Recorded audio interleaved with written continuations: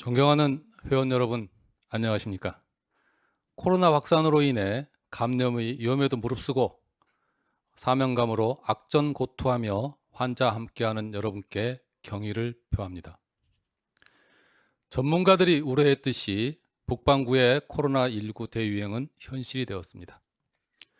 코로나의 장기화와 확진 환자 대폭 증가로 인해 의료진은 거의 탈진 상태가 되었으며 이대로 가다가는 의료체계의 붕괴가 우려됩니다. 감염의 위험을 무릅쓰고 진료를 하고 있는 병의원의 폐쇄나 휴진에 대한 손실보상이 충분해야 하고 장기적인 환자 감소로 인한 세제 혜택이나 지원책이 있어야 합니다. 이번 주제는 의사와 사회 정치에 대한 다소 큰 담론을 나누고자 합니다. 이번 심포지움을 통해 의사가 사회와 정치에 관심을 가지는 계기가 되기를 바랍니다. 저는 지난 1월 12일 의사 구속이 반복되고 있어서 의료사고 처리 특례법 제정을 해야 한다는 청와대 국민청원을 했습니다. 이번에는 국민의 동의를 받아 반드시 법 제정이 되기를 바랍니다.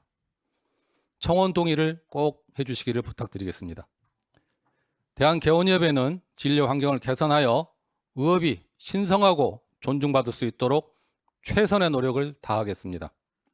함께해 주신 모든 분의 건강과 행운을 기원합니다. 감사합니다. 안녕하십니까. 여기 계신 분들 또 그리고 화상으로 몇 분이 보실지 모르지만 다들 너무 반갑고요. 이제 자연인으로 이런 강의를 하게 돼서 상당히 마음이 편하지만 또 마음이 무겁습니다. 이런 자리를 마련해 주신 이렇게 힘든 코로나 시절에 이런 오프라인, 온라인 같이 하는 건 참 좋더라고요. 김동수 회장님하고 임원진들한테 감사드립니다.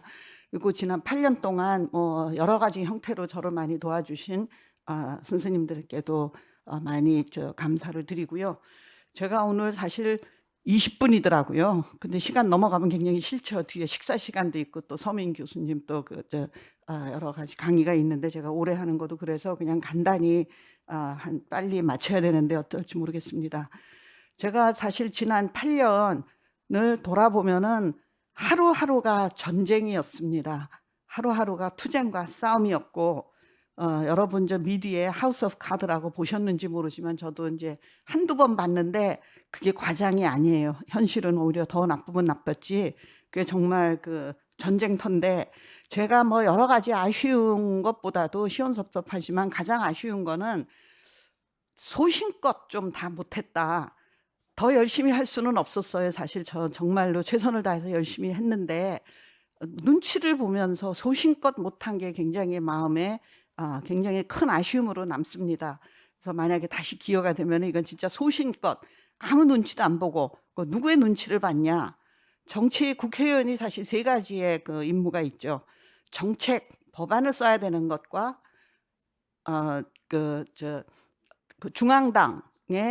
중앙당의 임무가 있고 그다음에 지역 주민들한테 많은 거를 이제 빚진 거죠. 그러니까 이 세 가지를 다 해야 되는데 이게 3분의 1, 3분의 1, 3분의 1일 수가 없어요. 어떤 사람은 99% 당만 쳐다보고 있고 어떤 사람은 아무것도 안 하고 지역에서만 돌아다니고 있고 법안도 안 쓰고 그런 극단적인 경우도 있지만 가능한 3분의 1씩 논아서 하려고 그러는데 그게 굉장히 어렵고 눈치를 많이 봐야 됩니다. 중앙당의 당론의 눈치를 봐야 되고 지역 주민의 눈치를 봐야 되고 또 여러 단체들의 눈치를 보느라고 소신껏 못한 거가 그게 굉장히 좀 아쉬움이 남습니다. 근데 사실 국회의원 처음 들어가기 전에 공부하고 들어가는 사람 없거든요. 평생 거기서 맴돌던 사람 말고는 저 같은 사람 갑자기 이제 들어가서 뭐 하는 건지도 모르다가 근데 처음에 이제 아무것도 안 가르쳐 주는데 국회법의 46조에 헌법 46조에 이런 게 있습니다. 국회의원의 의무가 세 가지가 있거든요. 하나가 청렴의 의무, 두 번째가 국익 우선의 의무, 세 번째가 직권남용 금지의 의무. 근데 저는 아직도 지금 국회의원 하는 사람 중에 몇 %나 이 조항을 알고 있는지 또 알고 이거를 지키는 사람 거의 없다고 생각합니다. 국익 우선 이게 말이 쉽지 지역이 우선이고 자기가 우선이고 그렇게 사람이 그렇습니다. 이제 코로나가 된 지 이제 시작한 지 꼭 1년이 됐는데 저의 그 비전문가적인 예측으로는 최소한 1년은 더 갈 거라고 생각하고 ACBC라고 하잖아요. 그 AC에 우리가 대비를 해야 된다. 특히 의료계가 다른 직종보다도 이거에 가장 직격탄을 맞고 있는 거기 때문에 이번 기회에 정말 의료계가 완전히 거듭나야 된다. 그런 준비를 하고 우리의 생존 전략을 잘 짜야 된다. 그런 말씀을 드리는데 아까도 회장님이 말씀하셨지만 의사들이 굉장히 억울한 일이 많아요. 좋은 일 참 많이 하는 거 저도 알고 있거든요. 정말 착한 분도 많고 훌륭한 분도 많은데 몇 사람 때문에 이렇게 욕을 먹잖아요. 기부도 많이 하고 봉사도 많이 하는데 칭찬보다는 욕을 더 많이 듣고 그게 왜 그런가 보면은 어떻게 보면은 질시 그런 생각도 있고 근데 더 웃기는 거는 의사들의 욕을 많이 할수록 자기 집 아이는 의대를 보내려고 노력을 하더라고요. 미국을 욕을 많이 하는 사람일수록 미국에 집도 있고 아이들 다 보내고 참 그런 거 보면은 진짜 억울한 생각이 들어서 그 이건희 회장님이 그러셨잖아요. 저 배우자 빼놓고 다 바꾸라고. 정말 의료계가 그렇게 돼야 된다고 생각을 합니다. 근데 저는 이제 자꾸 의협 얘기를 하는 게 회장 선고도 있지만 의협이 사실은 유일한 공식 정부와의 그 소통 채널입니다. 다른 단체 아무리 잘 만들어도 정부에서 공식적으로 의협하고만 얘기를 하게 돼 있기 때문에 여러분들이 정말 의협을 잘 만들어야 된다는 말씀을 드리고요. 그럼 우리가 뭘 어떻게 바꿔야 되냐? 저는 핵심이 국민에 있다고 생각을 합니다. 국민을 우리 편으로 만들어야 된다. 우리 편, 내 편 하는 표현이 좀 안 좋지만 국민이 뭐 사랑까지는 안 가요. 저는 국민 사랑은 안 해도 되지만 의지하고 믿고 신뢰하는 존중받는 그런 단체, 그런 직종이 돼야 되는데 그게 참 어렵거든요. 어떻게 보면 우리가 실패하고 있다고 저는 생각하고 이게 점점 더 악화된다고 생각을 합니다. 이게 사실은 어떻게 보면 삼각관계거든요. 뭐 연애할 때 삼각관계가 아니라 이게 국민, 정부, 의료계 이 삼각관계거든요. 그럼 정치인은 어디를 보냐? 국민만 보죠. 우리는 어디를 보냐? 정부한테 굉장히 불만이 많죠. 정부와 정치권에. 그러면 정치권에서 볼 때 의료인은 약자가 아니에요. 우리는 우리가 생각해 약자라고 생각하지만 정치인이나 정부에서 보면 의료인은 약자가 아니죠. 또 표가 많지가 않아요. 국민은 뭐냐? 국민의 약자고 표가 엄청 많거든요. 결국은 더 표거든요. 그 이렇게 잘못된 의료 정책의 피해는 결국은 국민한테 가는데 국민이 이거를 잘 모르는데 우리가 알려줘야 되죠. 우리나라 국민이 여러분도 아시다시피 정말 세계에서 가장 저는 1등 가는 국민이라고 생각을 합니다. 제도도 좋고 머리도 좋고 교육 수준 높고 정말 어느 나라 가도 이렇게 열심히 바삐 24시간 일하는 국민 없죠. 근데 굉장히 감성적이고 핸드폰도 스마트폰도 제일 많이 가지고 있고 IT에 강하고 빠르게 행동하고 목소리 내고 약점이 뭐냐? 냄비 근성과 이게 프로파간다에 굉장히 약해요. 그렇기 때문에 의사들이 이걸 잘 못하잖아요. 그러니까 의사들이 이렇게 훌륭함에도 불구하고 굉장히 불리한 일이 많이 있는데 정치권은 국민만 봅니다. 국민이 표죠. 표라면은 영혼도 파는 게 정치인입니다. 근데 우리가 그걸 간과해서는 안 돼요. 우리가 국민을 우리 편으로 만들고 국민을 설득시켜야 됩니다. 그게 표, 선거제도, 우리가 이제 미국에서도 보고 우리나라에서도 보지만 민주주의의 한계가 이게 표, 선거제도라는 게 그게 그게 이렇게 문제가 있는데 그래서 무슨 대안이랄까 제가 건의를 드린다 그러면 한 5가지를 말씀드리겠습니다. 먼저 국회의원의 의사가 많아야 돼요. 근데 저도 어쩌다 이제 2번을 갔지만 이게 로또 같은 거예요. 그리고 99% 운이라고 생각합니다. 실력과 노력 1%도 안 되지만 물론 그것도 있어야 되지만 99%가 로또라고 생각을 합니다. 그렇기 때문에 이거를 뭐 다 가고 싶다고 다 가고 그런 게 아니거든요. 그러니까 전략을 굉장히 다시 짜야 됩니다. 어쨌든 제가 그 보건복지는 2년뿐이 안 있었고 다른 여러 상임위를 많이 돌아다녔는데 굉장히 저는 그게 좋은 경험이었고 잘했다고 생각을 합니다. 왜냐하면 보건복지안위 위원회에 이렇게 앉아 있으면 진짜 의료 관련 얘기가 굉장히 많거든요. 근데 아무도 몰라요. 관심도 없고 그냥 통과돼요. 그래서 제가 그런 결을 너무나 여러 번 느꼈습니다. 아, 내가 의사로서 여기 안 앉아 있었으면 이게 어떻게 됐을까? 소름 끼쳐요. 그럼 여태까지 국회가 어떻게 돌아갔냐? 의사가 그렇게 숫자도 많지 않았고 또 아까 얘기했듯이 여기저기 눈치를 보고 그러느라고 제대로 말을 못하고 여태까지 다 지냈거든요. 뭐 여태까지 어떻게 됐냐? 이래서 이렇게 정치가 이렇게 됐나? 정권이 이제 의료계가 이렇게 됐나? 그런 생각도 참 많이 들어서 지금 법조인이 너무 많거든요. 검사 출신, 변호사 출신, 판사 출신 뭐 드글드글드글드글해요. 거기 이제 들어가기가 훨씬 쉽죠. 로또 맞을 확률이 훨씬 높은데 의사들은 너무나 생뚱맞게 딴 일이거든요. 근데 사실은 의료인의 눈은 좀 다르거든요. 그래서 저는 저 위원회마다 다 의사들이 의료인이 한 사람씩은 있어서 이 잘못 가는 의료 정책을 막아야 된다. 잘못 가면은 그 뭐가 저 손해인가요? 국민이 손해를 보잖아요.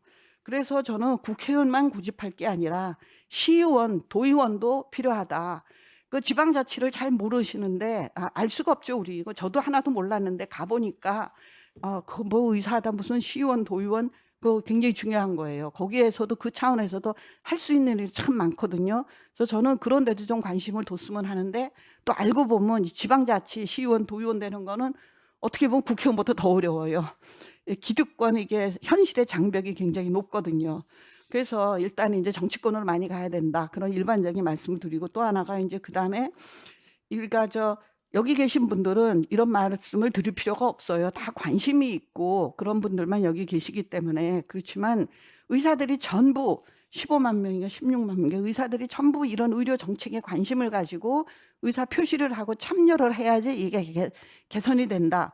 그런 말씀을 드리는 게 아까 악법도 얘기가 많이 나왔는데 그거 뭐 제가 다 읊을 필요가 없는데 너무 어처구니 없는 것들이 많아서 몇 개만 말씀드리면 공공의대는 아시지만 그런 법도 있어요. 여러분 잘 모르실지 모르지만 인구 감소 지역에 선택적으로 의대를 만들자.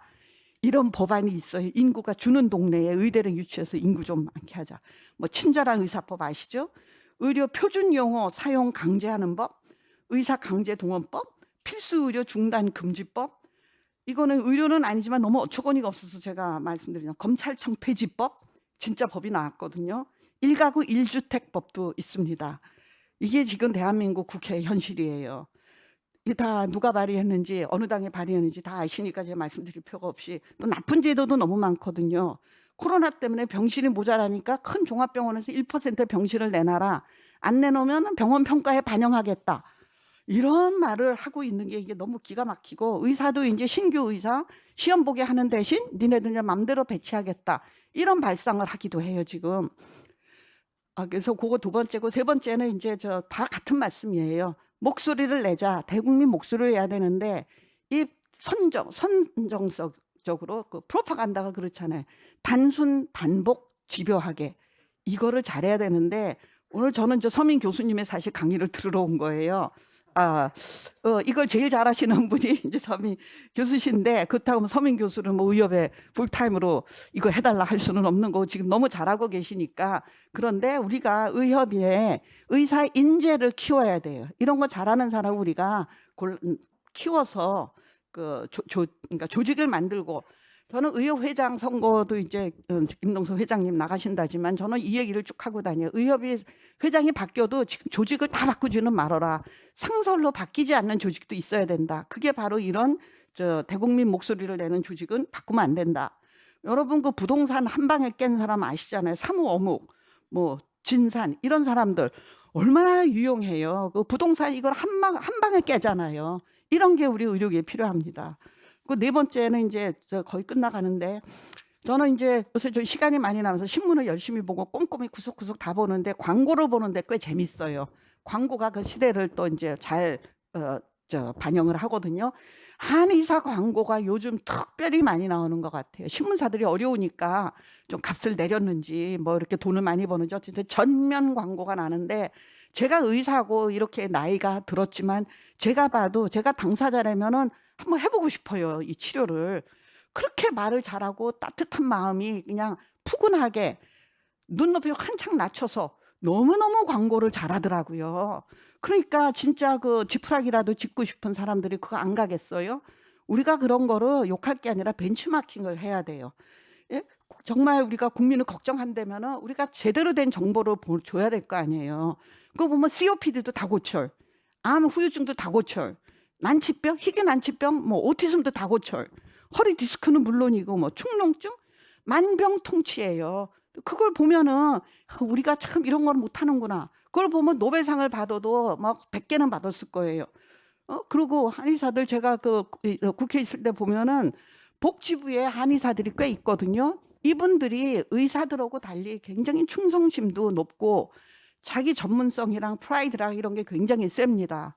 그런 거를 좀 우리가 배워야 되고, 이제 마지막으로 한 말씀만 드리면은 정치인은 표만 봐요. 근데 정치가 회장님 말씀했지만 정치하는 사람 미흡다고 정치에 관심을 안 두면 그 옛날에 누구 유명한 사람이 했잖아요. 옛날 철학가인가 사람이 정치를 안 하면은 우리가 관심을 안 두면은 우리보다 더 형편없는 사람이 우리를 지배할 거다. 그런 말 있죠. 시랍의 철학자인가 누군가 그런 말 했는데 정말 그 말이 맞거든요.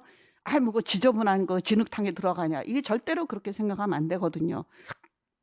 그러니까 저는 의협이 지금 회비를 알고 보니까 한 50% 반만 낸다 그래요.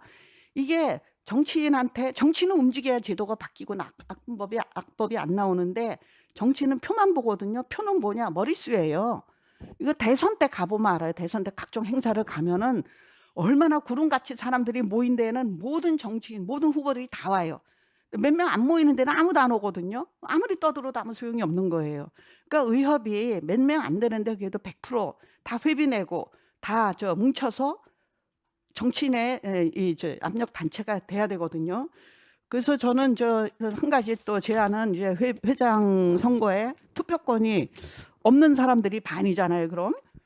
그러면은 갑자기 10년 동안 회비 안 내는 10년째 내고 투표권 가져라. 그거 영원히 안 하죠. 그러니까 그거를 확 낮춰서 1년이나 2년으로 이거 뭐 저는 아무 상관이 없지만 그냥 그런 생각이 들어서 저는 모든 후보한테 그런 얘기를 합니다. 그냥 회비를 1년이나 2년에 조금만 내도 투표권을 줘서 앞으로 이제 끌어들이는 방향으로 해야지. 그거 뭐 몇 년치 되면 몇백만 원 되잖아요. 요새 경기도 어려운데. 그래서 그걸 하나 건의드립니다. 네, 이상입니다. 저는 오늘 이 강의료를 내고 들어야 되는데 내야 되는데 이렇게 두 분 강의를 이제 또 세 분의 강의가 있는데 박인숙 전 의원님하고 또 서민 교수님 강의를 듣게 돼서 참 기분이 좋습니다. 제가 강의할 내용은 좋은 의료 정책을 만들자라는 제목인데요. 좋다. 좋은 의료 정책이란 뭘까? 사실 정의하기 상당히 좀 어려운 얘기입니다. 전체적으로 세 가지를 말씀드리려고 하는데 첫 번째는 19대 대선. 19대 대선 때 우리 의료계에서 어떤 움직임이 있었는가? 두 번째는 교과서적인 어떤 의료 정책의 내용들. 그리고 세 번째는 제가 생각하기에 좋은 의료 정책이란 뭘까? 그걸 어떻게 구현하면 좋을까에 대해서 말씀을 드리겠습니다. 자, 여기 보시면은 2017년 4월 28일 젊은 의사협의체가 9개 보건의료 어젠다를 더 민주에 전달했다. 그런 얘기가 있습니다. 당시 더불어민주당 민주연구원인 김영익 민주연구원장과 정책 간담회를 개최했다. 그런 얘기가 있었습니다. 그래서 이제 이런 분들이 같이 이제 얘기를 하고 또 이제 젊은 의사들이 요구하는 그런 이제 정책을 김영익 원장께 이제 전달을 해 드린 거죠. 그 내용을 보니까요, 9개 핵심 아젠다가 있었는데 전공의 수련 비용에 대한 국가 차원의 투자, 전공의 수련 환경 개선, 수련병원 내 무면허 의료행위 근절, 전공의 모성 보호 장치, 또 의료인을 위협하는 폭언 및 폭행 근절을 위한 장치 등등 어떻게 보면은 당연히 또 요구할 수 있는 그런 내용들을 젊은 의사 협의체에서 이제 당시 더민주 연구원장인 김영익 의원에게 전달을 한 겁니다. 그래서 더민주 민주연구원 김영익 원장은 이번 간담회를 통해 더민주의 미래 보건의료의 비전과 방향성을 젊은 의사들과 공유할 수 있었다. 그리고 젊은 의사들이 미래 보건의료의 핵심 주체로서 전문가적 자율성을 확보하길 바란다. 그리고 스스로의 변화와 노력을 이어갔으면 한다고 이렇게 발언한 기사가 있었습니다. 과거를 돌아보면은 좀 이상하기도 하고 여러 가지 생각이 드는데요. 제가 이제 이 기사를 읽으면서 듣는 것은 어떤 것을 공유했던 것일까? 어떤 것을 공유했던 것일까? 그런 이제 질문을 던지게 됩니다. 둘이 양측이 어떤 그 공통의 의료 정책을 가지고 공유한 것이 있었나 그런 생각이 드는 거죠. 그 다음에 이제 드디어 이제 문재인 대통령이 당선이 됐습니다. 그래서 이 기사를 보니까 제목이 19대 대통령 문재인 의료계 봄날 올까 이런 제목이었습니다. 봄날이 왔나요? 어떻게 사람마다 뭐 생각은 다를 것 같습니다. 아무튼 이렇게 되면서 여기 보시면 의료계는 새 대통령에 거는 기대가 크다. 그리고 이렇게 적극적으로 보건의료 정책에 뭐 일익을 담당할 수 있다. 이런 이제 기대가 있었던 거죠. 그래서 불신임 전 이제 의협 상근부회장으로 일을 하시다가 이제 지금은 공단에서 일을 하시죠. 강청희 전 의협 상근부회장은 이번 선거 결과에 대해 젊은 의사들의 공로를 강조하며 향후 정책에 대한 기대감을 내비쳤다. 그래서 의료계 신진 세력인 젊은 의사들은 더불어 포럼 내 의사 네트워크와는 별개로 문마 네트워크를 만들어 운영했고 협의체 결성 후 정책 건의안을 김영희 원장에게 전달한 바 있다. 그래서 민주당의 승리는 문재인 대통령 만들기 위한 젊은 의사 협의체의 공로도 컸다. 그리고 의료계에서 많은 업적을 가지신 분이 김영희 원장임에도 불구하고 오해와 그릇된 식으로 호도하고 있어 안타깝다. 이런 이제 발언을 하셨습니다. 그래서 여기서도 보면요, 양쪽이 뭔가 이제 얘기를 했다. 양쪽이 의견을 갖고 정책을 이제 같이 논의를 한 것처럼 이렇게 얘기는 돼 있습니다. 그 당시 이제 문 당선인 후보 시절 내놓은 보건의료 공약을 보면요, 여러 가지가 있는데요.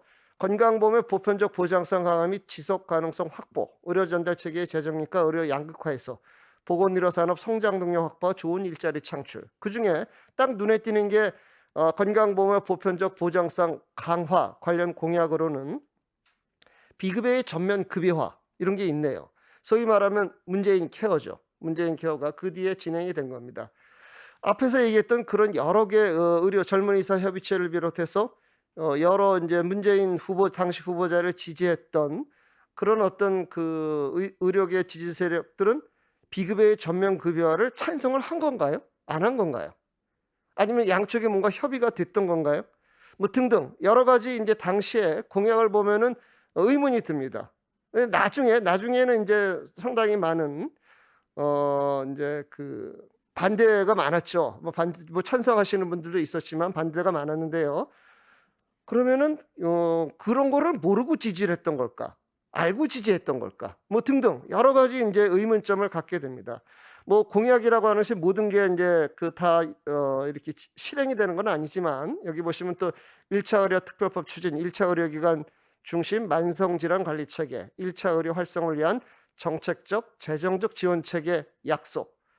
여기 있는데 뭐 제가 생각하기에 이런 1차 의료 활성화를 위한 정책적, 재정적 지원 체계가 얼마나 진행이 됐는지는 제가 잘 모르겠습니다. 아마도 그렇게 잘 진행된 것 같은 생각은 들지가 않습니다.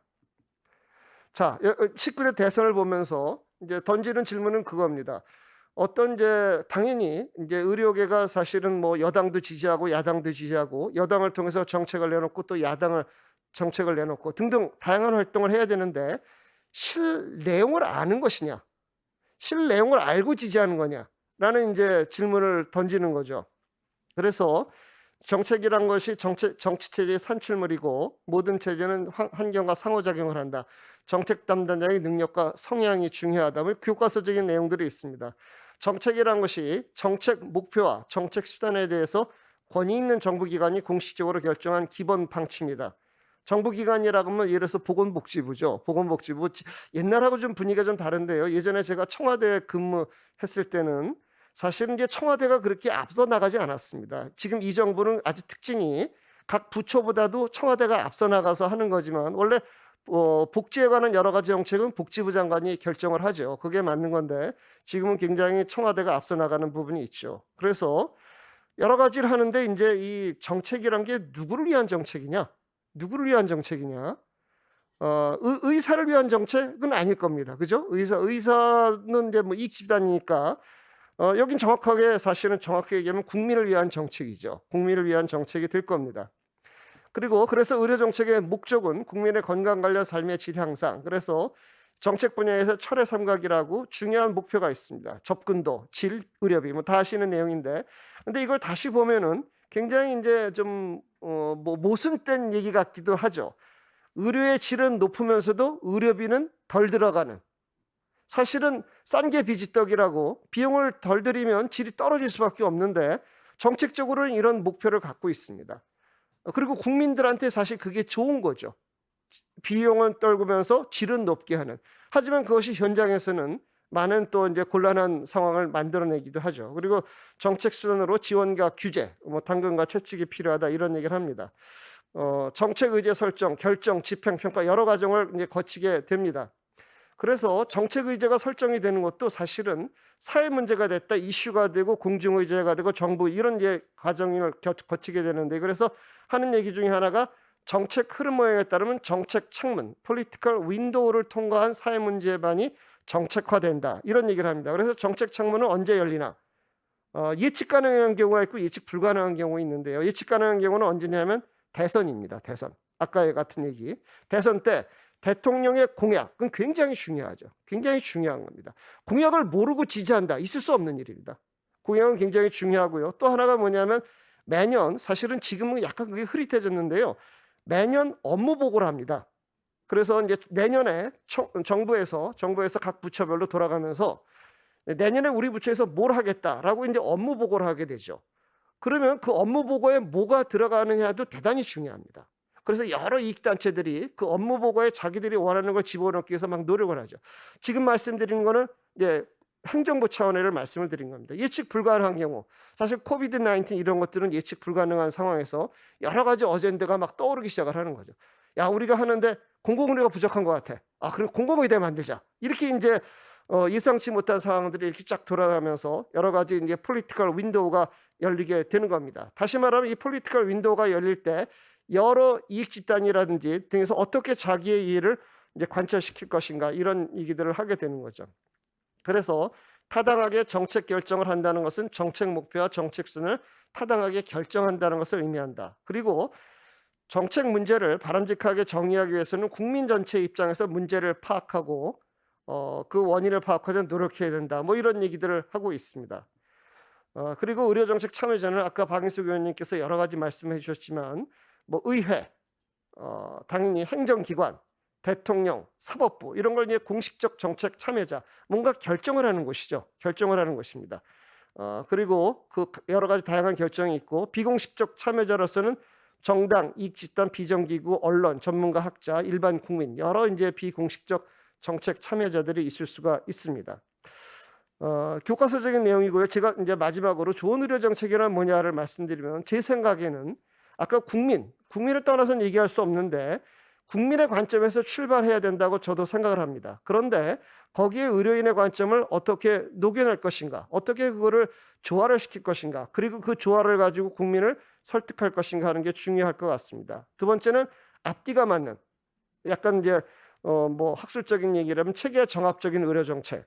그리고 세 번째는 환자와 의사의 자유를 신장하는 의료 정책. 이런 것들이 중요하지 않을까 생각이 됩니다. 그래서 간략히 이제 사례를 말씀드리면요. 2015년도쯤에 소비자원에서 소비자문제조정위원회에서 의사가 녹내장을 유발시키는 약물을 다이어트 목적으로 처방하면서 부작용 설명을 하지 아니한 과실에 대해서 위자료 지급을 결정한 바가 있습니다.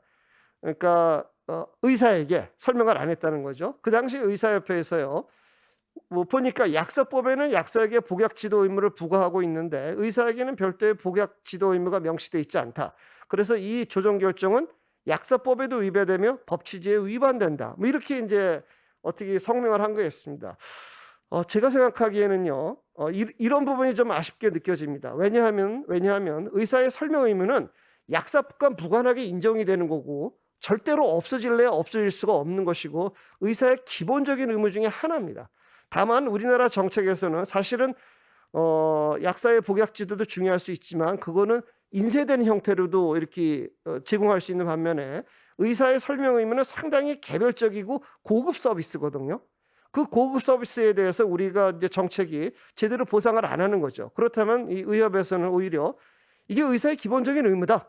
기본적인 의무고 오히려 지금 현실에서는 이렇게 복약 지도에 대해서는 여러 가지 그 경제적인 혜택이 있는데 의사에게도 이런 걸 통해 가지고 좀 더 설명 의무가 잘 이행되도록 나아가야 된다라고 얘기할 수도 있었을 것 같습니다. 그런데 그것과는 달리 약사법에만 복약 지도가 있어서 의사의 의무라고 할 수 없다라는 식으로 얘기하는 것은 국민의 이해를 정면으로 받아들이지 못한 그런 어떤 모습이 아니었을까 생각이 됩니다. 두 번째는 이게 이제 의료정책 포럼, 의사협회에서는 의료정책 포럼에서 박현미 전 재영 한인의사회장이 좋은 말씀을 해주셨습니다. 영국 얘기를 하시면서 우리나라 한국 정부가 OECD 의료를 되게 좋아하는데 영국에 있는 친구들이 물어본다. 교육이라든지 의과대학도는 누가 내냐? 니네 나라, 저 한국에서. 부모가 내고 민간 하스피탈에 트레이닝 받고 병원은 누가 짓냐? 융자 받아서 짓는데 왜 수가는 정부에서 정하느냐? 우리가 영국의 우리 이제 진보적인 그룹에서는 영국의 의료체계를 굉장히 좋아하죠. 그리고 아주 이상적인 모델 중에 하나로 생각을 해왔었는데요. 거기서 일하시는 분이 친구들이 한국의 의료를 보고 뭔가 이상하다 이렇게 이제 얘기를 한다는 겁니다. 오히려 영국에서는 트레이닝은 정부에서 시켜주는데 거기서 일하는 교수님 같은 경우에는 때로는 프라이빗 하스피탈에서도 일을 하신다. 우리가 생각하는 거랑 굉장히 다르죠. 굉장히 다릅니다. 그래서 어떻게 보면 일관성 어떻게 보면 공적인 의료가 제대로 되려면 공적인 투자가 잘 돼야 되죠.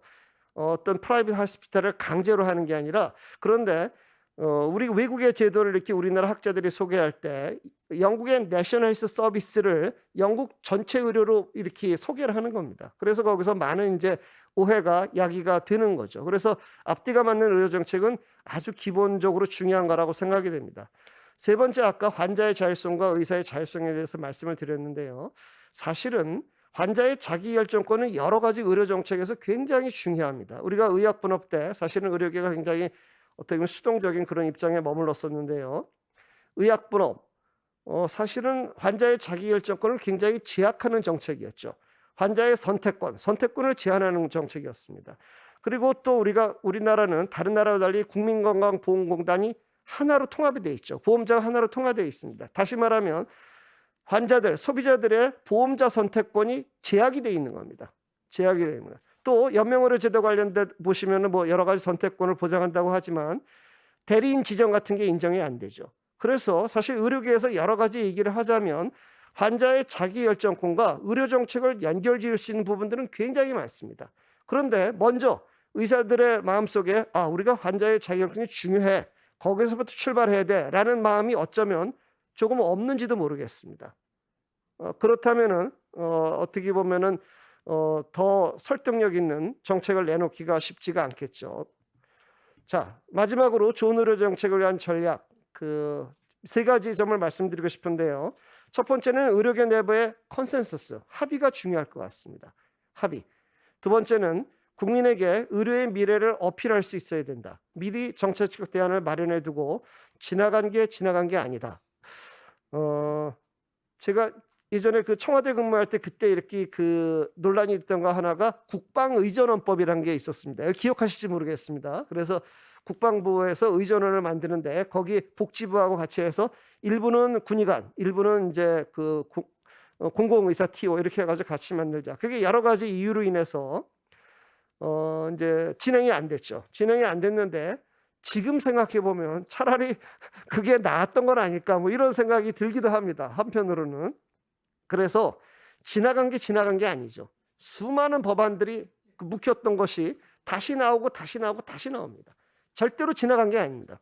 절대로 지나간 게 아니에요. 그리고 제가 이렇게 베스트셀러 이렇게 최근에 이제 베스트셀러라고 하는 것들을 이렇게 보면서 느낀 게요. 어떤 책을 보다 보니까 이렇게 참 근거도 없고 학자적인 관점에서 보면 말이 안 되는데 국민에게 엄청나게 많이 팔린 책들이 있더라고요. 그래서 왜 그렇게 팔렸을까 보니까 결국에는 국민에게 뭔가 어필을 한 겁니다. 어떤 미래를 어필하고 뭔가를 어필한 겁니다. 그래서 어쩌면 의료계가 의료의 미래를 어필하는 것에 대해서 별로 관심이 없는 게 아닌가. 그래서 국민들한테 설득을 하지 못하는 건 아닌가 그런 생각도 했습니다. 세 번째는 정치적 우군을 만들어야 된다. 이 부분에 대해서는 아마도 우리 박인숙 의원님께서 잘 말씀을 해주신 것 같습니다. 공무원, 정치인, 언론인, 학자, 정치적 우군이 굉장히 중요하죠. 그래서 의료계 내부의 컨센서스와 관련해서 한 말씀만 드리면 이게 이제 작년에 의대 국시에 나왔던 문제입니다. 요새 의료윤리 문제가 조금씩 나오는데요. 여기 보면 고등학교 1학년 여학생, 16세 여학생이 병원에 왔는데 임균이 확인됐다. 그런데 이 학생은 부모와 학교에는 알리지 말아라. 그리고 어머니는 이거 환자의 병명과 치료기를 알려달라고 요청을 했다. 의사는 어떻게 해야 되느냐. 이런 문제가 이제 국시에 나왔습니다. 1. 환자의 요청대로 환자 비밀을 유지한다. 2. 환자의 동의가 없어도 부모에게 통보를 한다. 3, 4, 5도 있는데요. 뭐가 정답일까요? 알려야 될까요? 말아야 될까요? 이 굉장히 이제 헷갈리는 겁니다. 사실 어떻게 보면. 근데 그 국시원에서는 동의가 없어도 부모에게 통보한다를 정답으로 정리했습니다. 2번을 정답으로 정리했는데 법조인들한테 물어보면 약간 고개를 갸우뚱할 수도 있습니다. 이 상황이 과연 그런 것이냐. 그래서 여러분 가끔 이것도 이제 2020년에 나온 판결인데요. 미성년자에게 환자 부모에게만 동의서 받은 에게 2천만 원 배상을 명했다. 내용을 보면요. 모야모야병, 우리 그 뇌혈관 질환 기형이죠. 이 병원을 보니까요. 병원이 부모에게 설명을 했어요. 부모에게 설명을 했는데 항소심에서 그 환자에게 설명하지 않았다. 그래가지고 이제 위자료 배상을 명했는데 그 환자가 12살이었습니다. 실제로 그렇게 할까요? 제가 보기엔 저는 이 판결에 동의하기는 어렵지만 문제는 제가 말씀드리고자 하는 건 이 의료계에서 미성년 환자가 왔을 때 우리가 어떻게 해야 되나 컨센서스가 제가 생각하기에는 없습니다. 그렇기 때문에 제가 의료윤리 국시 문제를 만들어 갈 때도 항상 고민스러운 게 외국에서 어떻게 하는지는 알겠는데 우리나라 의사들의 컨센서스는 뭘까? 여기에 대해서 고민을 하게 됩니다. 그러면 사실은 문제를 만들기 굉장히 어렵거든요. 문제 잘못 만들면 이제 정답 시비가 벌어지죠. 그래서 이런 것도 하나의 예인데 의료계 내에 여러 가지 윤리적인 문제나 정책적 문제에 대해서 어떤 컨센서스가 있는가 그런 이제 의문을 갖게 되는 경우가 있습니다. 두 번째는요. 이것도 최근의 얘기인데요. 보니까 녹소연에서 주치의제도 도입을 위한 대국민 인식조사를 실시했더니 10명 중에 9명 걸로 주치의제도에 긍정적이더라. 이런 이제 하면서 이제 국회에서 여러 가지 토론을 한 걸로 봤습니다. 정말일까요? 제 생각에는요. 우리가 이제 주치의제도를 연구하신 분들에게 보면 주치의제도가 영어로 뭐냐? 그러면요. 이제 대답을 잘 못하는데 그래도 좀 공부하신 분은 게이트키퍼 제도 내지는 등록제다 이렇게 표현합니다. 다시 말하면 주치의제도란 말은 서양 언어에 그 영어라든지 영국 같은 데 없는 말이죠. 우리가 만든 말입니다. 그런데 주치의제 그러면 왠지 대통령도 주치의가 있고 재벌도 주치의가 있고 주치의는 좋은 거 이런 생각을 갖게 됩니다. 하지만 영국 내셔널 서비스의 주치의제도는 의료 서비스를 제한하기 위한 겁니다. 제한하기. 1차 진료 의사가 당신 대학병원 못 가. 그럼 못 가는 겁니다. 그래서 게이트키퍼라는 용어를 쓰는데 사실은 이 외국의 제도를 마음대로 이렇게 변화시켜 가지고 이제 막 국민에게 해서 주치의 이렇게 얘기를 하거든요.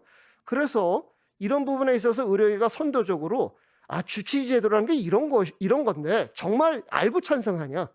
알고 찬성하는 국민들이 좋아할까요? 우리나라 국민들한테 이 주치의를 달리 표현해서 만약에 1차 진료 의사가 못 간다 그러면 대학병원에 못 가는 제도를 도입하고자 합니다. 그렇게 해야지 의료 자원을 효율적으로 사용할 수 있습니다. 라고 묻는다면 국민들이 90% 찬성할까요? 저는 그렇게 찬성하지 않을 것 같습니다. 그래서 이런 부분에 있어서도 사실은 굉장히 일방적인 레토릭과 일방적인 얘기들과 일방적인 기사와 일방적인 설문이 쫙 계속 퍼져나가는 겁니다. 어떤 의미에서 보면 우리가 이런 부분을 어떻게 해야 될지 고민해야 된다고 생각이 되고요. 마지막 정치적 우군은 저절로 만들어지는가? 아까 박인수 의원님께서 많이 말씀하셨는데요. 사실은 이제 요즘은 이제 국회가 굉장히 옛날보다 더 중요해지고 있죠. 그냥 한 가지만 말씀드리자면 정부에서 정책을 이제 담당하시는 분들이 공무원 그 중에서도 행시 출신들이죠. 행시 출신들이 본인들 스스로는 나라의 주인이다 이렇게 이제 생각을 합니다. 왜냐하면 자기들이 정책을 담당하고 있으니까요. 혹시 여기 계신 분들 중에 행시 출신 분들이 보건복지 분야에서 일하시는 행시 출신 분들이 행시를 볼 때 어떤 교과서로 공부했는지 혹시 관심을 갖고 계셨던 적 있으신가요? 왜냐하면 그분들이 성장하는 과정에서 의료를 보는 관점과 의료를 어떻게 대해야 되는지 많은 책들이 있을 겁니다. 그 책들은 어떻게 소개를 하고 있을까요? 의료 분야를. 아마 별로 생각을 안 해보셨을 겁니다. 제 생각에는. 그래서 그런 정책 당당자들이 어떻게 양성이 되는지, 어떤 관점을 갖고 길러지는지, 그게 나중에 정말로 행시에 붙어서 공무원 생활을 하면서 의료 정책에 영향을 안 줄까요? 영향을 줄 거라고 저는 생각을 합니다. 등등. 그래서 정치적 우군이라고 하는 것이 절대로 저절로 만들어지는 것은 아니라고 생각합니다. 여러 가지 노력이 필요하지 않을까 생각을 합니다. 이만 강의를 마치도록 하겠습니다. 감사합니다. 네, 영광스러운 자리에 불러주셔서 감사합니다. 오늘 이제 인플루언서가 되자라는 이제 주제로 이제 강의를 드릴 건데요. 그러니까 이제 원래 저도 예전부터 이제 정치권에 의사가 많이 가야 된다. 이렇게 박인숙 의원님의 말씀에 전적으로 동의하고 이제 그런 생각을 많이 했었는데, 사실 이제 이번에 그 뭐 더불어민주당에 가신 그 선생님 보면은 이렇게 뭐 특별히 뭐 의사 문제를 해결하는데 별 관심이 없어 보이고요. 그러니까 제일 중요했던 의사 국시 문제에 대해서도 뭐 해결할 말 뜻이 없어 보이고 그냥 당의 부속품이 되는 것 같아서 별로 좀 굉장히 안타까웠고, 그래서 이제 제가 생각한 거는 이제 그 정치 권력이 가더라도 이렇게 한계가 있구나라는 생각을 좀 하고, 그래서 이제 인플루언서의 생각을 했습니다. 그러니까 뭐냐면 의사들이 그냥 개인의 목소리, 그러니까 지금 현재 의사들 중에서 뭐 울분을 토하고 목소리 많이 내시는 분들이 있지만 그분들이 이제 목소리는 기사화가 잘 안 되고, 혹시 기사화가 되더라도 그냥 의사 자체의 그냥 의사의 개인적인 이익을 위한, 그러니까 의사 직능의 이익을 위한 그런 목소리 정도로 폄하되지 않습니까? 그래서 그냥 인플루언스가 좀, 그러니까 그런 거 그러니까 원래 국민들의 좀 약간 희망을 조금 얻는 그런 인플루언서가 좀 의사 중에서도 만들어지면 좋겠다, 이런 뜻으로 이제 강의를 준비했고요. 이제 제가 아는 인플루언서가 그렇게 많지 않고 또 저밖에 없어갖고 그냥 제 얘기를 좀 했습니다, 여러분. 너무 쑥스럽지만 죄송합니다. 이제 라이너스 폴링이라는 분이 있습니다. 근데 이분은 이제 1962년에 이제 국제 핵무기 뭐 반대 운동을 많이 해서 노벨 평화상을 수상했습니다. 근데 이분이 그 노벨 평화상 받고 나서 이제 이런 생각합니다. 사람이 아픈 거는 미네랄이 부족하기 때문에 아픈 것이다, 이런 생각을 가지고 이제 특히 이제 비타민 C 메가도스 요법에 이제 천착하게 됩니다. 그래서 라이너스 폴링 연구소라는 걸 이제 세우고 비타민이 굉장히 좋다, 이제 이런 이제 그 논문들을 막 쓰기 시작했는데, 그러니까 그 중에 이제 제일 처음에 한 게 뭐냐면 이 비타민 C가 감기를 예방한다는 이제 그런 주장을 한 겁니다. 그래서 뭐 그러니까 이 실험 디자인은 굉장히 간단했습니다. 그냥 스키 캠프로 온 애들한테 그 비타민 C를 먹이고 감기가 이제 줄어드는지를 봤는데 실제로 좀 이제 줄어들었어요. 그래서 이제 어떠냐, 내 말이 맞지 않냐 그랬는데 그 뒤로 거의 60년이 넘도록 계속 지금 비타민 C가 감기를 예방하느냐에 대한 그런 이제 연구가 계속되고 있어요. 근데 신기하지 않습니까? 원래 이제 조금 이런 건 조금 하다가 말아야 되는데 아직까지도 계속 논란이 있다는 것 자체가 되게 신기한 일인데, 그게 왜 그러냐면 이분이 그냥 단지 노벨 평화상 수상자이기 때문은 아닙니다. 그러니까 노벨 평화상을 탄 그런 인플루언서이기 때문이 아니라 이분이 사실은 이제 54년에 그 노벨 화학상을 탔지 않습니까? 그러니까 이분이 노벨 화학상을 탄 그래도 과학의 일가견이 있는 분이기 때문에 이분의 비타민 C 발언이 그렇게 쉽게 지나치지 못하는 그런 이제 그런 주제가 된 것 같아요. 그래서 이제 제가 여기서 이제 느낀 건 뭐냐면 역시 그 사람이 조금 이제 뜬 다음에 얘기를 해야 말이 먹히는구나, 이제 이런 생각을 하게 됩니다. 그리고 그러니까 만약에 이분이 노벨 화학상을 타지 않았으면 아마 그 반핵 활동을 아무리 해도 그냥 그 수많은 활동가 중 하나에 불과했을 것이고, 그리고 어쩌면 이제 감옥에 갇혔을 수도 있죠. 그리고 그냥 뭐 우리 존재도 없었을 수가 있고요. 그리고 이분이 뭐 비타민 C를 주장해봤자 그냥 이상한 소리 하는구나, 이렇게 되지 않습니까? 그래서 노벨상을 타는 것도, 그러니까 여기 계신 분들 중에서 노벨상을 타는 것도 굉장히 중요하지만 꼭 노벨상을 타지 않고도 얼마든지 인플루언서가 될 수 있다는 거죠. 예를 들어 이제 노암 촘스키라는 분은 어떤 분이냐면 이제 이분이 원래 이분이 뭐 이렇게 미국의 그 뭐 이스라엘 정책을 굉장히 반대하는 그런 분인데, 이분이 사실 유명한 언어학자지 않습니까? 이 생성 문법이라고 뭐 애들이 단어 몇 개만 알면 수없이 많은 말을 만든다, 뭐 이런 걸 가지고 이제 아주 유명해진 분인데, 이런 학문적 업적을 가지고 이제 이렇게 자기 사회에 대해서 비판을 하니까 이 말이 먹히는 거죠.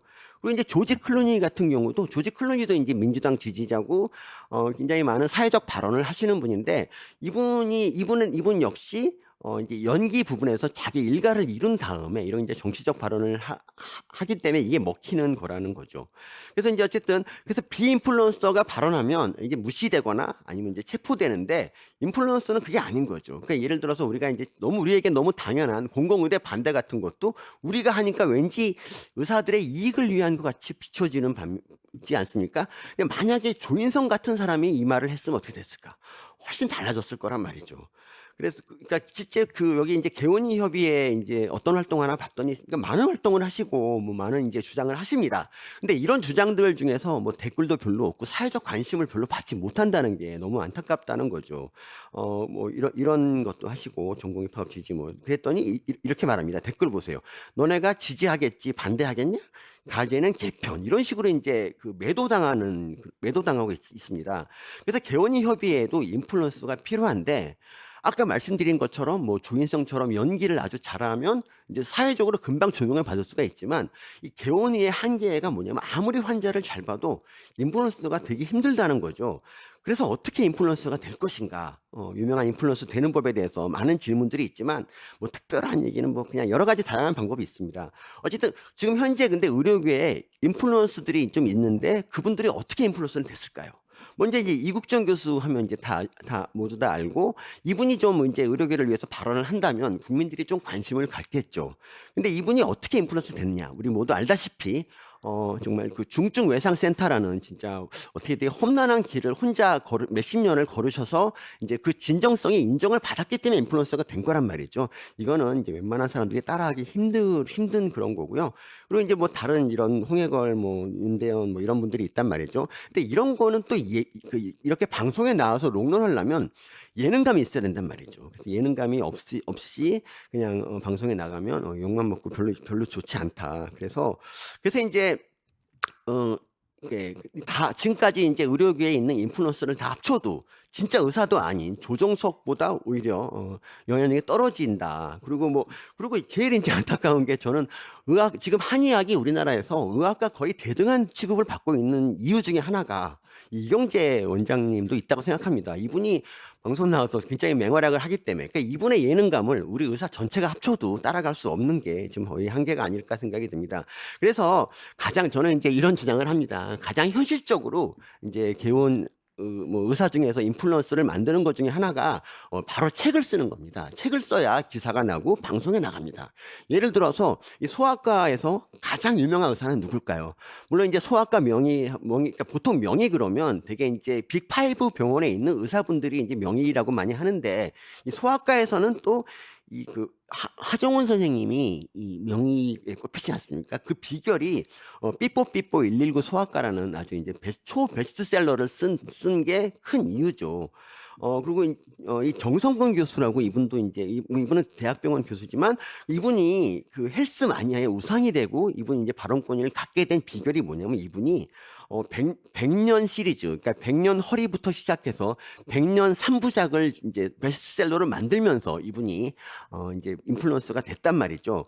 그래서 이것이 꼭 근데 자기 분야에, 그러니까 의료 분야에 관한 걸 푸는 필요는 없습니다. 김난도 교수님 같은 경우는 사실 소비자과 교수님이고 뭐 소비자 트렌드 코리아라는 그런 이제 시리즈 책이 되게 유명하지만 우리가 알다시피 아프니까 청춘이다 이렇게 이제 학생들 상담해서 낸 그 책으로 아주 최고의 인플루언서가 됐지 않습니까? 그래서 이제 우리도 좀 책을 쓰면 어떨까 이제 이런 말씀을 드리면서 제가 그러니까 책 쓰기가 그렇게 쉽진 않습니다. 그러니까 저는 혼자서 그 책으로 뜨기 위해서 좌충우돌을 한 얘기를 좀 드리는데 사실 이게 이제 저는 혼자서 했기 때문에 그렇지만 이 개원이 협의회에서 정말 이렇게 다각도로 노력한다면 얼마든지 가능하다 이제 그런 말씀 드리려고 하고요. 제 얘기를 잠깐 하면서 끝내겠습니다. 이거는 뭐냐면 이 장면은 시라노라는 영화입니다. 시라노 아시는 분은 아시겠지만 이 시라노는 굉장히 못생긴 그러니까 실제 인물인데 예전에 프랑스에 살던 아주 못생긴 남자입니다. 못생긴 남자로 분했지만 저보다 낫다는 게 함정인데 어쨌든 이분이 어떤 아주 아름다운 여자를 짝사랑하기 시작합니다. 하지만 그 여자 앞에 이제 자신이 나타나면 두드러 맞으니까 그렇게 나타나지 않고 그 대신에 다른 잘생긴 사람 이름으로 이제 편지를 보내죠. 그래서 편지를 막 보내서 이제 사랑을 막 고백하는데 처음에는 이제 몰랐죠. 아, 잘생긴 사람이 나를 좋아한다고 이 여자가 혼자 신나하다가 나중에 이제 사실을 알게 되고, 이렇게 둘이 이제 만나게 되면서 이제 파국이 찾아오죠. 근데 여기서 이제 중요한 건 뭐냐면 이제 해피엔딩은 아닌데, 그래서 글을 잘 쓰면 이쁜 여자도 한 번은 만날 수 있다. 이제 이런 걸 우리가 알 수 있지 않겠습니까? 그래서 이제 그러니까 이 정도 생기면 말이죠. 굳이 글을 잘 쓸 필요가 없습니다. 그냥 벤치에 앉아 있으면 그냥 앉아서 짜증나 이러면 여자분이 앉아서 짜증을 같이 나눌까 이렇게 얘기하기 때문에 굳이 이제 글을 쓸 필요가 없습니다. 이런 분도 마찬가지고요. 근데 이렇게 생기면 글을 써야 됩니다. 여기서 이분이 이제 이 사람 교수 맞아요? 영화 배우 아닌가요? 이렇게 이제 얘기를 하지 않습니까? 이 사람이 말하는 영화는 뭐냐면 바로 이 영화입니다. 이 살인의 추억이란 영화고요. 그래서 제가 이제 제 안티 분들은 저를 향수기라고 부르기도 하는데 어쨌든 이제 제가 책을 쓰게 된 계기는 사실 지금 같은 이제 일을 하기 위해서 그런 게 아니라 저 개인의 영달을 위해서 저는 이제 책을 썼습니다. 그러니까 소개팅을 나가면 항상 이제 여자분들이 한 10분도 안 돼서 갑자기 급한 일이 생겼다고 가버리는 그런 상황. 그 당시는 휴대폰이 없던 시절인데 어떻게 급한 일이 있었던 걸 알까 신기했는데 어쨌든 나중에 이제 그러니까 일단 제 여자분들이 제 얼굴에 실망하고 그리고 제가 이제 전공이 뭐냐고 물어봤을 때 제가 기생충이라고 답하면 이제 그때부터 말을 안 하더라고요. 그래서 이제 이런 것들이 제 얼굴과 전공이 결합돼서 여자분들한테 실망감을 줬는데 그러니까 제가 좀 화가 났던 거는 뭐냐면 그래서 저처럼 생긴 사람들은 여자분 만나면 되게 잘할 마음이 있어요. 그러니까 공주로 만들어줄 마음이 있는데 그럴 기회조차 주지 않는 그런 현실에 대해서 굉장히 분노했고, 그래서 제가 이제 그 복수를 결심하죠. 근데 그 복수는 약간 고차원적인 복수로 이제 제가 떠서 이제 나중에 저를 찬 여자들을 후회하게 만들겠다 이제 이런 생각을 했는데 실제로 2020년 한 7월쯤에 한참 전에 만나던 음대 여학생이 저한테 이제 편지를 보냈어요. 그래서 그땐 그렇게 훌륭한 사람인지 몰랐다. 미안하다. 뭐 응원한다. 이런 말을 이제 메일을 받았는데 그걸 받으니까 그동안 참 잘 살아왔구나 이런 생각이 좀 들었습니다. 그래서 이제 앞으로 한 6, 7분 동안 제가 이제 어떻게 그 인플루언서가 되기 위해 노력했는가 좀 말씀드리면 일단 이제 제가 그 당시는 저처럼 생긴 사람이 방송에 나오는 게 어려웠던 시절입니다. 지금과 달리. 그래서 이제 제가 선택한 거는 책이었어요. 책. 그러니까 원래 이제 그러니까 글을 잘 써서 그러니까 많이 팔리면 좀 뜨지 않을까 생각을 했는데 저는 그때까지 글 공부를 굉장히 게을리하고 책도 별로 그러니까 읽지 않았던 사람이란 말이죠. 그래서 이제 그런 사람이 그러니까 글을 한 번도 안 써본 사람이 책을 써서 이런 무서운 책을 쓰게 된 거죠. 이 책은 이제 제목이 마테우스인데 이 마테우스의 뜻은 마침내 태어난 우리의 스타의 준말입니다. 그러니까 이 제목만 봐도 굉장히 쓰레기라는 걸 알 수 있지만 내용은 더 쓰레기입니다. 그래서 많은 사람들이 이제 저한테 요구를 하고 이제 출판사로 항의 편지가 30통이 넘게 오는, 그러니까 어떻게 이런 책을 낼 수가 있냐 이런 이제 항의를 받고 이제 제가 여기서 느낀 게 뭐냐면 세상은 만만하지 않구나 이걸 느꼈고요. 두 번째로 그리고 이제 제 책을 그러니까 제 주변에 저한테 제가 이제 술 사줄 때마다 미나 너는 좋은 친구야라고 했던 친구들이 책을 다 안 사는 걸 보면서 주위에 있던 사람 중에 진정한 친구를 이제 누군지를 알 수 있었고 근데 제일 중요한 게 뭐냐면 이제 저로 하여금 글을 정말 잘 쓰고 그러니까 나도 진짜 근사한 책을 하나 쓰고 싶다 이런 욕망이 이제 처음으로 생긴 거죠. 그때부터 이제 제가 글쓰기 지옥 훈련을 시작을 합니다. 그래서 하루에 한 편 이상 이제 글을 쓰고 잠을 자겠다는 이제 이런 결심을 하고요. 그리고 글이 별로 발전을 안 하니까 나중에 책을 읽어야겠다는 생각을 하고 나이 30부터 이제 처음으로 이제 책을 읽기 시작합니다. 그래서 이제 글이 점점 발전해서 나중에 이제 베스트셀러 작가가 됐다. 이렇게 되면 참 좋은데 세상은 또 그렇게 만만치 않지 않습니까? 그 다음에 굉장히 많은 책을 실패를 합니다. 그러니까 제가 이런 거죠. 저는 그 당시만 해도 40 이후에는 인생이 없다고 생각하고 30대 안에 떠야 된다는 그런 생각으로 되게 초조했어요. 그래서 글 공부를 조금 하고 책을 내고 뭐 이렇게 이제 살았었는데 책을 내는 족족 이제 말아먹었죠. 근데 근데 그 당시 제 책의 문제점은요. 메시지가 없다는 겁니다. 그러니까 저는 재밌는 책을 쓰자는데 매몰됐지 그 메시지를 주는 데는 별로 관심이 없었어요. 근데 진정한 그러니까 유머는 메시지를 재미있게 주는 거더라고요. 근데 그걸 몰랐기 때문에 이 달치 않은 칫솔 같은 이런 한심한 책을 썼는데 이 달치 않은 칫솔은 여기 칫솔이 나오지도 않고 그냥 웃기는 얘기들만 썼어요. 별로 안 웃기는. 근데 그래서 이제 어떤 사람이 저한테 편지를 보냈는데 치위생학과 학생인데 전공책인 줄 알고 샀는데 속았다. 너는 정말 나쁜 놈이다. 이런 이제 얘기를 그런 편지도 쓰고 그 나머지 기생충에 대한 책도 웃기려고 쓴 책이기 때문에 별로 진지함이 없는 이런 책이라 사람들이 이거를 참 어떻게 이런 책을 썼냐고 이제 한심해 할 뿐 별로 관심을 두지 않았습니다. 근데 그러다가 제가 처음으로 이제 메시지가 있는 책을 낸 게 바로 이 책입니다. 이거는 이제 헬리코박터라는 이제 지금은 너무 당연하게 위암 유교양의 원인이라고 알려진 이 책을 이제 썼는데요. 이 책이 그러니까 이 헬리코박터가 위암하고 별로 관계가 없다는 이런 주장입니다. 그러니까 이거는 이걸 제가 혼자 생각한 게 아니라 예방의학 하시는 유근영 교수님이 이 말을 하셨어요. 통계를 보니까 한국인의 위암은 헬리코박터와 무관하다라고 이제 하셔서 전 그거 믿고 이걸 썼는데 그로부터 한 달도 안 돼서 그 헬리코박터를 발견한 베리 마샬 박사가 노벨 의학상을 받습니다. 이유는 헬리코박터가 위암 유기양의 원인임을 밝혔다고요. 그때부터 이제 헬리코박터 윌이 팔리기 시작합니다. 그래서 이제 이 책은 아무 읽을 의미가 없어지는 이런 책이 됐고 이렇게 저는 총 5권을 말아먹고 이제 좌절하게 됩니다. 그래서 그때부터 이제 너무 이렇게 계속 조급하게 책을 내기보다는 정말 글이 정말 잘 되지 않으면 책을 안 내겠다고 선언을 하고 이제 그때부터 정말 더 글 공부에 그러니까 더 진짜 그냥 글 공부를 열심히 하게 됐는데 근데 그때 잠깐 이제 컬럼 제의가 왔어요. 어떤 이상한 기자분이 헬리코박터라는 그 책을 되게 재밌게 봤다고 하면서 신문에 컬럼을 써달라고 이제 얘기를 해서 제가 이때 또 큰 실수를 하는데 저는 그때만 해도 이것도 역시 제가 재밌는 글을 쓰고 싶은 마음에서 제가 이런 얘기를 썼어요. 우리나라는 삼겹살을 많이 먹는데 삼겹살 먹다 보면 내가 구운 걸 남이 먹고 남이 구운 걸 내가 먹는 과정에서 서로 감정이 상한다. 그래서 결국 싸움질로 끝나는 게 삼겹살이고 우리 정치가 싸움질로 일관하는 건 삼겹살 때문이다. 그 결론은 상생의 삼겹살을 먹자 이런 한심한 글을 썼는데 그리고 그로 인해서 이제 많은 욕을 먹죠. 교수가 적 같은 소리를 했구만. 그리고 뭐 교수가 어떻게 이딴 글을 쓰냐. 네 엄마 뭐 이따위 글이라면 나도 쓸 수 있다. 너는 진짜 너무하지 않느냐. 이제 이런 욕을 먹어요.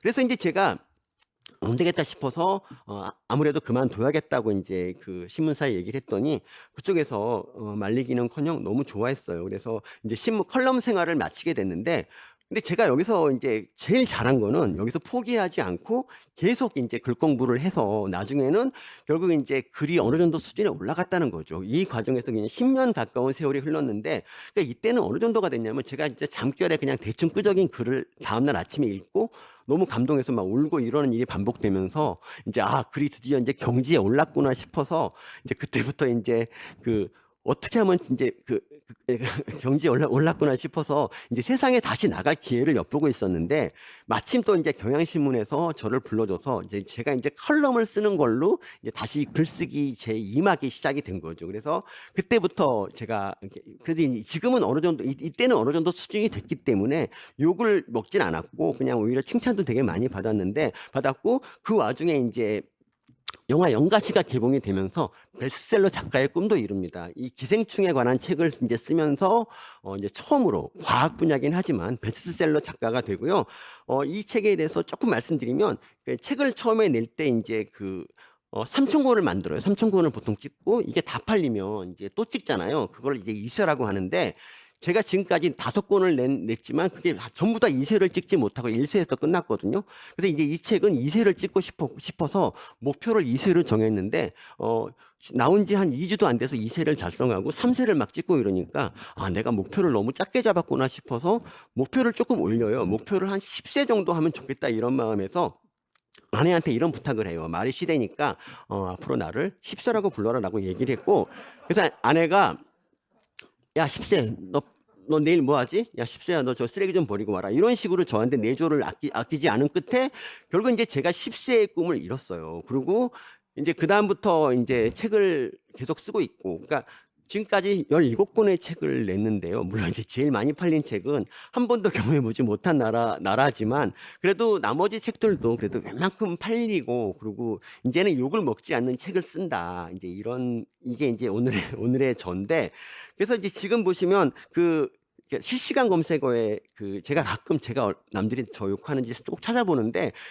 가끔은 이제 제 얘기가 항상 이렇게 보시면 그러니까 이제 토론회에 서민 교수님도 불렀어야 되는데 서민 교수 이야기가 맞아. 그러니까 이런 식으로 사람들이 저를 좀 신뢰하는 그런 약간 인플루언서가 됐다.